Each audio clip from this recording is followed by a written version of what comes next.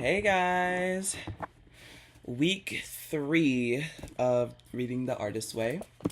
This week was really interesting. I don't think I have as much to say as I did last week, but this week was very interesting. I feel like this week was very focused on trying to heal your inner child from criticism. Things that you've been told as a child can block you today in from your creativity, which we got to heal and recover for that so we can be the best artists that we can be. Cuz in this book I've learned that a lot of stuff that has happened or that yeah, a lot of stuff that has happened in your childhood could affect you still to this day, which is so crazy to think about. It's stuff you don't even really remember exactly, but it's still instilled within you that still affect you to today. So yeah, a lot about this week was dealing with criticism and how to recover from it. She gave really good advice about differentiating what kind of criticism you receive, constructive criticism, just really bad criticism, and even if that criticism is worth listening to, depending on who's saying it, and even if they're credible to even criticize you in the first place. They all can still hurt you, but it is really important to realize which criticism you're dealing with and how to heal from that or have a defense for it, which was really interesting. She said, describe 5 traits you like in yourself as a child. And what 5 did I say? For the 5 traits that I liked in myself when I was a child was being quirky, shy, observant, energetic, and active. I feel those would really describe me as my child, in my childhood. I was shy, but I always liked to have a good time. I was shy when it came to meeting new people and being around new people, but once we were friends, oh, we were best friends. You're my new best friend. We're going to do everything together now. That kind of vibe. And I was very in I feel being shy also goes with being observant. When you're in new spaces, you kind of just observe everything and take in everything, because you're not really you're not really doing much. You're just because you're too shy. You're not really doing much because you're too shy to. But yeah, she also told us to list list 5 achievements that we did or got in our childhood.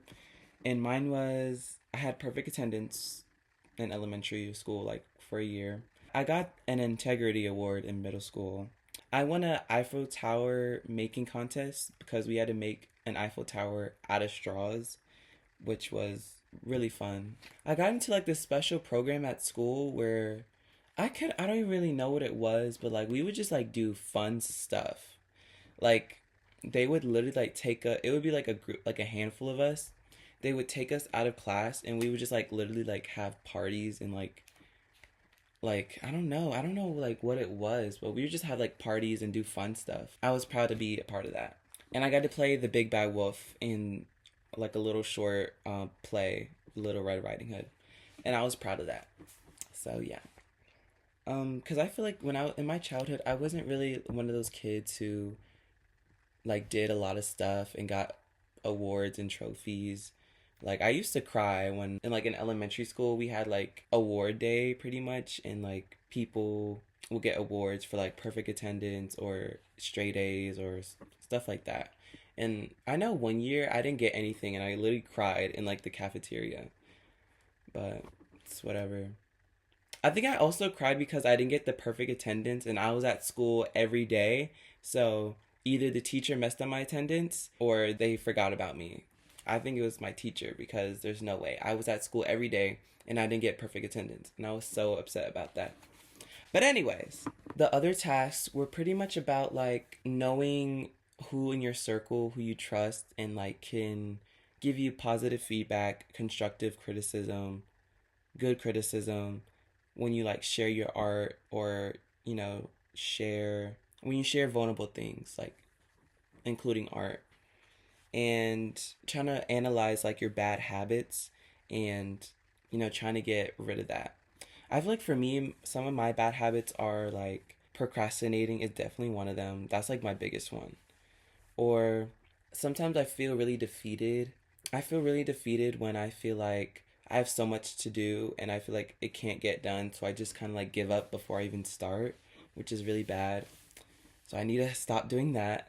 And yeah, I think those are like my two biggest ones. I probably have like a couple more, but those are like the biggest ones, I believe. So yeah, another task was to like do an activity for your inner compass or your artist brain. And for my activity, I chose to write poetry because I felt like it was really good for me because, I try to write songs, and poems and songs are basically the same thing, just with music. And I feel like that was really good for me because I do struggle a lot with writing music because I think I put a lot of pressure on myself to be like, this has to be good and this has to be perfect. But I feel like poetry is a little less serious and like not as on edge, I guess. At least for me. So you had to do like that for an hour. I wrote like a couple of poems, kind of like little like short poems, little sonnets, whatever. And yeah. So for last thing, my artist date this week, I went to the Marietta Square. If you live in the area, you know about it. It's like pretty much like a little town with like a lot of shops and like a lot of restaurants, a lot of shops. It's like art galleries, and it has like a big square with like a park in the middle of it and a big fountain. And it's just really nice to explore because I've been living around here for like over 10 years now, and I've never like had adventured out in the square. And it's very beautiful, and it's like and it was very busy that day. And it was really nice to like take in everything and just walk around and just like observe everything and see like there's like a couple antique stores, there's art galleries, some good stuff to fill my well. Filling your well is like having like images in your mind, kind of like sightseeing, kind of, but you're like taking it in as an image for your creativity. She talks about that in a book, but yeah, I think that was very good for my art as well, and um, I loved it. It was very nice to see everything. And for the first time ever, I went to a restaurant by myself. It was very weird. Like I've never been to a restaurant by myself, and I didn't realize it until like I was at the door, and I was like, wow, I never been to a restaurant by myself. I mean, it was a little weird. I did feel a little bit like out of place, but it was fine. Like I sat at a bar. It was a sushi restaurant, and sushi's my favorite food. So, and the sushi was so good. It was so good, good, good, good. It was so freaking good. So that made me happy. Oh, and she also told us to get like a treat from our childhood. The treat I chose was like banana Laffy Taffy because I haven't had it in a long time. So there was a candy store there, so they had it, so I bought it. So yeah, I was happy about that. And I had a fun experience, being by myself and just exploring. But yeah, so that's pretty much it for this week. I know it was very brief. This week wasn't very like too deep. So yeah. Thank you so much for watching, and hopefully you stay tuned for week 4. Hopefully it gets uploaded that week, next week. It probably will. I'm sure it will. But yeah, thank you so much for watching. I love you guys. And yeah, if you haven't watched my other videos, go watch them. And thank you so much for watching. I love you. I hope you continue this journey with me and come along the ride. Bye.